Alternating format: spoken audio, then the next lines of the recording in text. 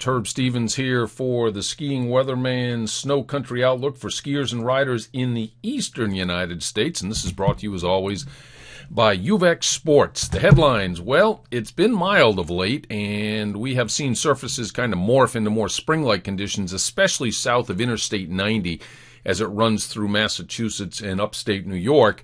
But colder air is going to get reestablished in the next couple of days over the Northeast and over the Mid-Atlantic for that matter, and overall prospects are looking good as we head through the rest of March and right into the month of April. If we take a look at the Northeast this morning, and it's Monday morning the 16th when I record this, there are no advisories for snow anywhere in the eastern United States, but I think you may see that change in the next few hours because we've got a very potent, fast-moving system coming down from Canada that's going to lead to some snow in this general region over the next 24 hours. And I think you're apt to find a powder day on Tuesday from roughly U.S. Route 4 in Vermont and New Hampshire northward. I'm headed up to Mount Sutton in Quebec, right over the border tomorrow. And I expect to find some pretty soft conditions there with snow through the day, and it's going to be fun playing in those famous trees in Sutton tomorrow. And if you've never been to Mount Sutton in Quebec, put that on your bucket list. It's unlike any other ski resort in the northeastern part of the United States, North America, really, because it's just a few miles over the border. But check that out sometime, especially if you love to ski in the trees. Now, as we look at the jet stream map, this doesn't look like it's conducive to winter sports in the Northeast. However, with this big ridge and its warmth, we still have a northwesterly flow here in the Northeast and some semblance of a northeasterly flow down in the Mid-Atlantic and the Central Appalachians. This heat, or this warmth associated with this ridge, is going to drive the temperature to 70 degrees today in Chicago and about 60 degrees in Cleveland and Pittsburgh. In the Northeast, it is going to stay seasonably mild. It is going to get pretty warm today in the mountains of West Virginia, and North Carolina, but that's going to change. The surface map's kind of quiet. Here's the system that went offshore yesterday. It actually snowed about 3 inches in Boston. They set their all-time snowfall record at 108 inches plus, the old record set back in 1995-96. This particular system is going to zip to the east and into Canada, and a cold front associated with it is going to fly through the eastern United States tomorrow. There'll actually be two cold fronts. One's coming through tonight. The second one's going to come through later tomorrow and tomorrow night. And the passage of those two cold fronts is really going to change the vertical look of the atmosphere overhead. Now, this is the 32-degree line at 5,000 feet. This is a boundary we usually associate with rain versus snow.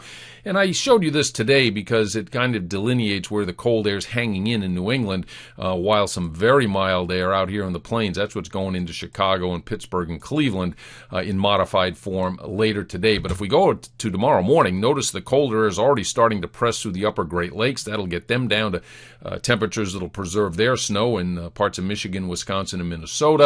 And the colder air is going to come into New England and New York as well. And then we go to Wednesday, you notice the heart of this cold air is coming right down over the Adirondacks and the mountains of northern New England.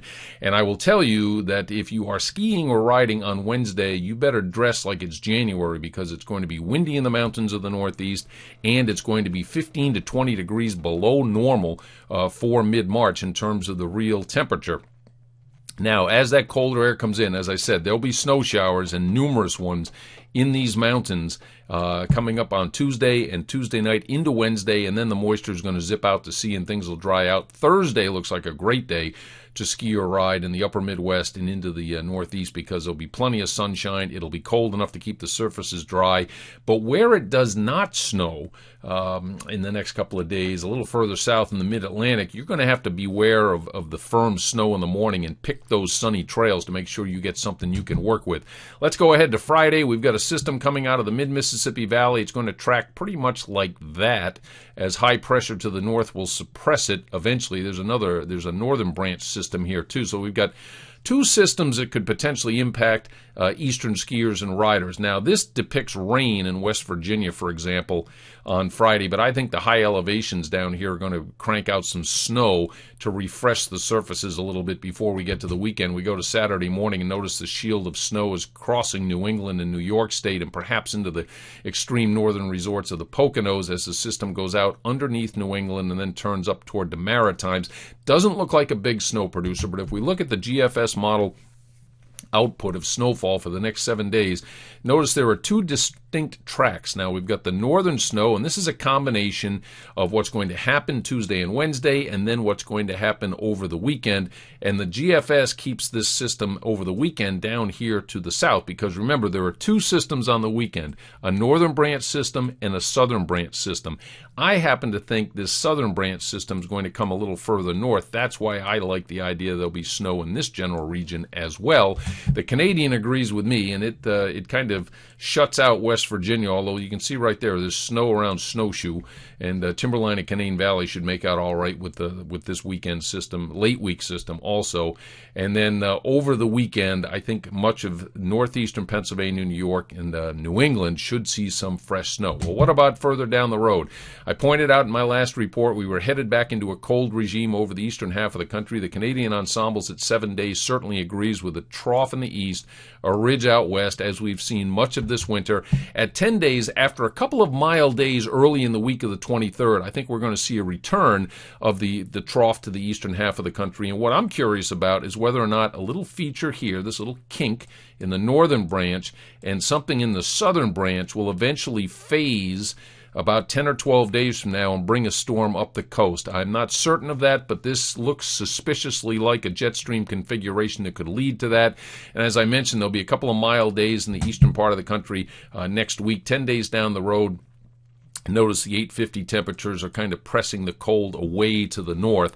So let's call it the 26th, 27th, somewhere in there. It'll get mild for a couple of days. Then the cold air that's up here over central Canada is going to come sweeping back in. The Canadian Ensembles at 15 days likes that same setup. Eastern trough, western ridge, some southern branch energy, and that combination between Alberta clippers and the possibility of running something up the coast, it bodes well for skiing and riding as we head into April. So in summary, the upper trough is going to return to the east and call most of the weather shots over the next 2 to 3 weeks. There are no big storms on the horizon, but light snow events will be fairly common, and I do have my eyes on that period about 10 days from now.